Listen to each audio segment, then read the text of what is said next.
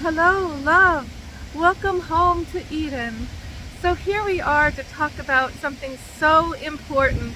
It will blow your mind. This is the fact that your body is not your obstacle. Your body is your vehicle to everything you ever wanted to do, be, and have. And yet we have these veils of illusion that we allow to stop us from going for what we really, really know in our souls is our divine calling, our destiny. And how do we stop ourselves? We'll say things like, I'm too old now. I'm too fat now. I'm too... I've always been too short. I've always been too tall. I have an ethnicity where there's a lot of violent racism. I'm sick. I can't do all these things other people can do. That means I won't ever find the job, the love, the sexuality. But through the people I've known in my life and seen what they do and what they allow themselves to have, it's very clear that none of them had those kind of bodies that you think of allow you to have, do, and be all the greatest, most wonderful things. All of them had access to a spiritual self-gifting of breaking into the understanding that this is a spiritual journey in terms of what we get to do, be, and have. And it's all about how decisive we are, how focused we are, how brave we are, how much we break free of that concept, and how we stop looking at others in that way, like, oh, that person, they look like, that particular way that I think is funny looking, and so I bet they'll never have, a relationship, or they'll never, and then next thing you find out, oh, that person has one of the greatest love lives you've ever seen. It's like epic. And that person who you judged in that way, actually they're a millionaire, and you had them as a hobo, a street person, because of your preconceptions about physicality, as if physicality is the limit for our manifestation on this planet. So let's go deeper now. Okay, let's just go into it. The body, like this beautiful body of this dog. It's your only vehicle for doing and being and having everything you care about is this body. The fact that you can see, you can hear, you can taste, you can feel, smell. And maybe one person can't see. They're like, I'm blind, but that person will go there next, right? So there are the limits to the body each of us has, and the gifts. Good example, my brain is a dyslexic brain. So that has meant many things for me. I couldn't make it in school. I was kicked out of every school, and I get fired within weeks of any job, and I did change some of that, my brain's ability to function in this world. But how did I do it? Dyslexically. I allowed heavy metal rock musicians in a dream to rewire my brain, okay? That sounds bizarre. But what happened in the morning was that the proclivity of my brain to the reason a dyslexic can't read isn't that they don't know the alphabet or how to read. It's that when they try, the words shift around, the letters shift around until you read a different sentence. The whole paragraph keeps changing. By the time you've gotten to the bottom of the page, it doesn't make any sense. You go back up to the top of the page. Now it's an all new story. You try to get to 2 pages and it's a complete scramble. And that makes reading impossible, right? So when I came out of the dream, I had reading comprehension in that the sentences stayed in order. And now I can read and write, right? Miracle in my body with its limits. But did this dyslexia go away? No. I'm actually might be fired right now from a job where when my dyslexia was activated the other night, everything in the restaurant started to swim and revolve around me. Every fork, knife, plate, everything I was supposed to do was upside down. I had to leave early. I couldn't explain to them why, and that really pissed them off because I had already done 2 huge, dramatically embarrassing things that I did not know I had done. So look, the limits of my body keep me in my lane. My limits of my brain have created a flow, there's a bee that wants to be in this video. You see it? Oh, hello. Sacred goddess energy is here. Here she is. Anyway, so the limits of my brain have meant that I have to be an artist. That's the way it works for me. I can be an artist with great success, and I can work for myself with great success, and I can be a healer, a shamanic healer, and that's my lane. And it's tempting not to be in that lane, seriously, because it's often unpaid, it's not understood, it's absolutely wild and crazy in a country that doesn't even understand the arts, really. But because of the body, the brain I have to stay in my lane, or if I want to have any success, right? So your body, the things that you're criticizing about your body, like, yeah, but if I were younger, then I could find the love of my life, or I could get that high-paying job if I were taller. If you really look around at the people who have all of those things, the people you judge from this body perspective with your tiny little limited ideas, you'll find out that that person who you thought of as a nebbish, is actually in one of the greatest love relationships of all time.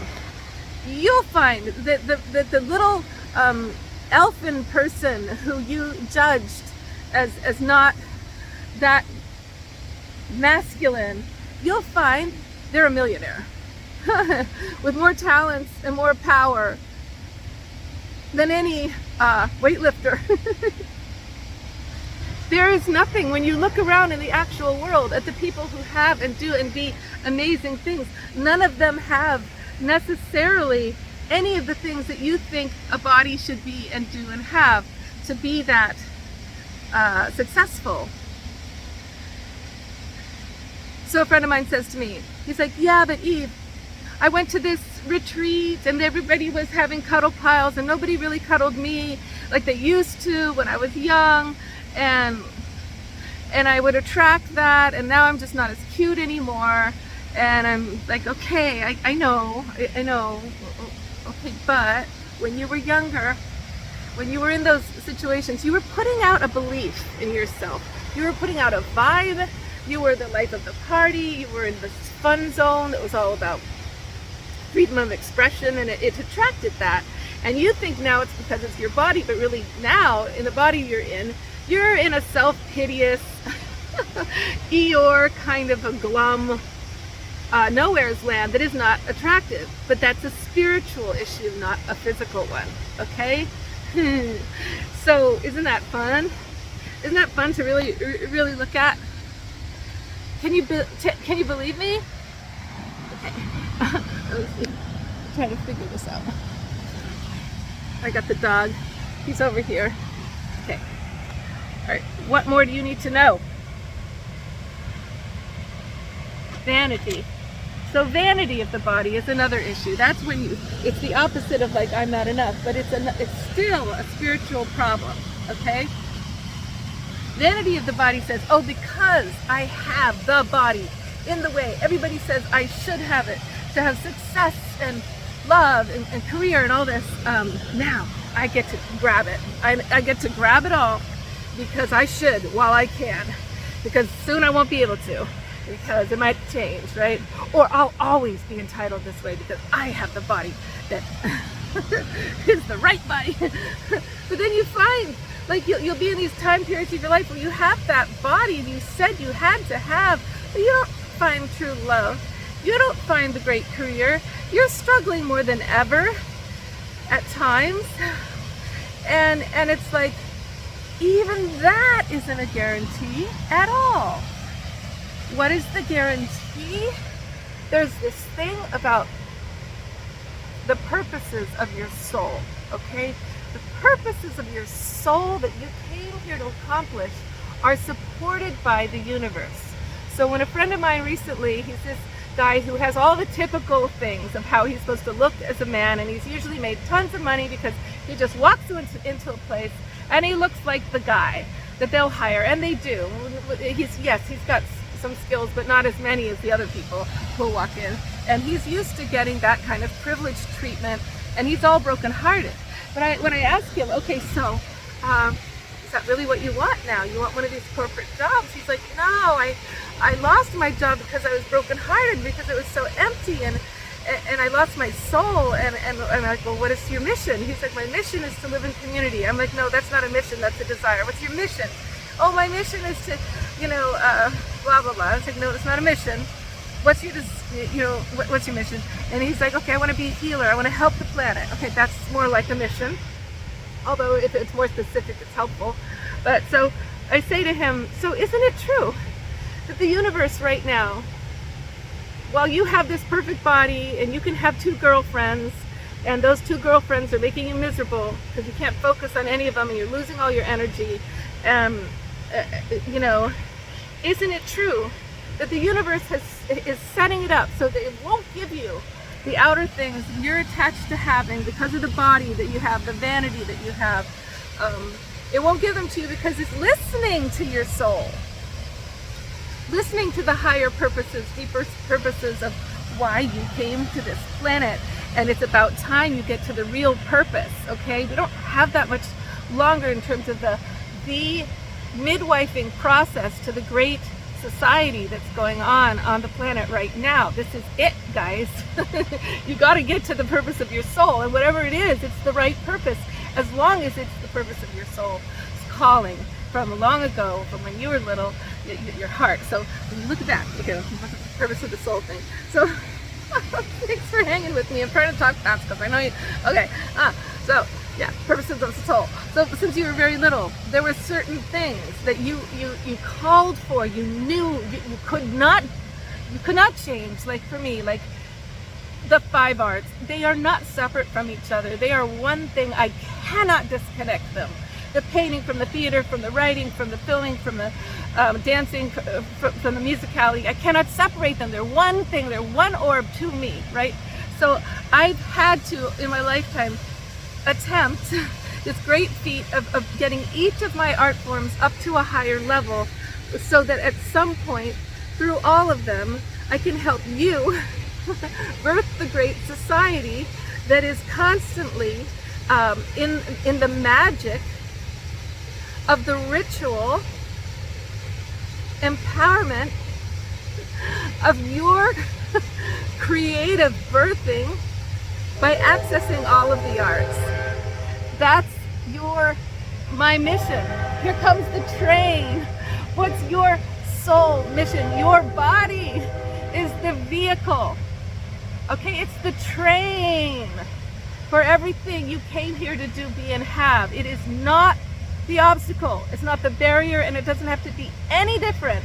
If you were blind and the only way you could see was through your third eye, right? And through your heart, and then when you're off center, you can't see, you knock into things, that would be the dharmic thing that you came to learn. Your limits give you the riverbanks for the soul lesson you came here to really, really get, okay? Believe me, the love you seek, the job you seek, the self-actualization you seek, it's through the exact body you have from where you are right here and now. And the last thing I'll say is the artist will complain. Yeah, but nobody will pay me because I'm in a country where they don't value the arts. And all I need are my supplies, but I need a job, I need finances to... No, you don't need a job and finances. What you need are the art supplies and the time. And if you were to ask the universe very simply, just give me the time and the art supplies, they will come immediately. Immediately they'll be there, because it's different when you ask from the level of the purpose of your soul. than when you ask from the level of, I need to have this other thing I don't have, okay? That truth about the art supplies, I have learned the hard way, and now there is absolutely always extraordinary art supplies and abilities, help I need from the universe for writing my books, for publishing, for everything. They come from others, from the universe supplying me, because I'm asking